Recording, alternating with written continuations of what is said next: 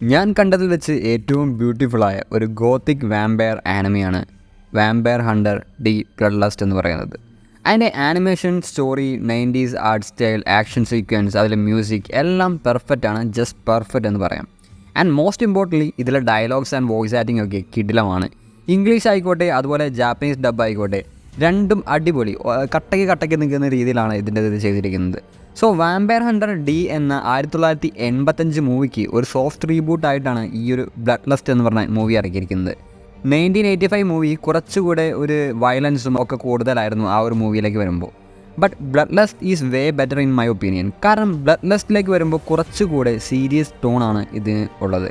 അതുപോലെ തന്നെ animation and art style is way better than 1985 movie.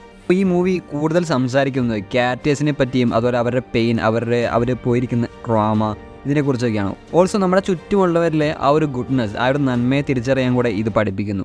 D എന്ന് പറഞ്ഞാൽ ഡാമറാണ്, അതായത് ഒരു ഡേ വാക്കർ, മനുഷ്യനുമാണ്, അതുപോലെ തന്നെ ഒരു ഹാഫ് വാമ്പയറുമാണ്.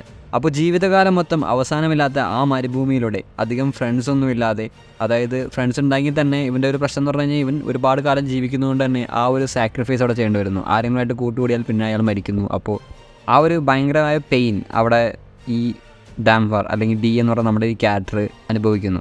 അങ്ങനെ ഇരിക്കുകയാണ് ചാർലോട്ട് എൽബോൺ എന്ന് പറഞ്ഞ ഒരു പെൺകുട്ടിയെ മേയർലിങ്ക് എന്ന അവിടുത്തെ വളരെ ഫേമസ് ആയി, വളരെ നൊട്ടോറിയസ് ആയിട്ട് ഒരു വാമ്പയർ തട്ടിക്കൊണ്ട് പോകുന്നത്. തുടർന്ന് ഡീനെ ആ പെൺകുട്ടിയുടെ ഡാഡ് മേയർലിങ്കിനെ പിടിക്കാൻ വേണ്ടിയിട്ട് ഹയർ ചെയ്യുന്നു. ആ സെയിം ടൈമിൽ തന്നെ അവളുടെ ബ്രദറും അവിടുത്തെ വളരെ ഫേമസ് വാമ്പയർ ഹണ്ടേഴ്സായ മാർക്കസ് ബ്രദേഴ്സിനെയും വിളിക്കുന്നു.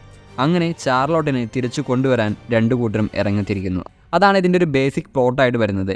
ഇതിലെ ആക്ഷൻ സീൻസ് ഒന്നും ഒരു രക്ഷയുമില്ല, അത്ര കിടിലനാണ്. പിന്നെ ക്യാരക്ടർ ഡെവലപ്മെൻറ്റ് എല്ലാം വളരെ നല്ല രീതിയിൽ ചെയ്തിട്ടുണ്ട്. കുറേ വാമ്പേഴ്സും മിസ്റ്റിക്കൽ ക്രിയേച്ചേഴ്സും ഒക്കെ ആയിട്ട് ഒരുപാട് ഫൈറ്റ് സീൻസ് ഒക്കെ ഇതിനകത്തുണ്ട്. അതുപോലെ തന്നെ വളരെ അൺപ്രഡിക്റ്റബിൾ ആയിട്ടുള്ള ഒരു സ്റ്റോറി ലൈനാണ് ഇതിനുള്ളത്. അതുകൊണ്ട് തന്നെ വളരെ ഇൻട്രിഗിങ് ആണ് നമുക്ക് ഈ ഒരു ആനിമെ കാണുമ്പോൾ. സോ നിങ്ങൾ കണ്ടിട്ടില്ലെങ്കിൽ ഡെഫിനറ്റ്ലി ഒന്ന് വാച്ച് ചെയ്യേണ്ട ഒരു ആനിമയാണ്. ഒരു 90s ആ ഒരു ടൈം പീരീഡിലാണ് ശരിക്കും ഇത് എടുത്തിരിക്കുന്നത്. 200-ലാണ് ഈ ആനിമെ ഇറങ്ങിയിരിക്കുകയെങ്കിൽ കൂടി നമുക്ക് അതിൻ്റെ ആർട്ട് സ്റ്റൈൽ ഇപ്പം ഇങ്ങനത്തെ ആനിമേസൊന്നും ഇറക്കുന്നില്ല. സത്യം പറഞ്ഞു കഴിഞ്ഞാൽ വളരെ നമുക്ക് ഒട്ടും തന്നെ ബോറടിക്കാതെ വളരെയധികം ആസ്വദിച്ചിരുന്ന് കാണാൻ പറ്റുന്ന രീതിയിലുള്ള ഒരു ആനിമയാണ് ഈ vampire Hunter D Bloodlust എന്ന് പറയുന്നത്. സോ ഡെഫിനറ്റ്ലി ഒന്ന് കണ്ടു നോക്കുക.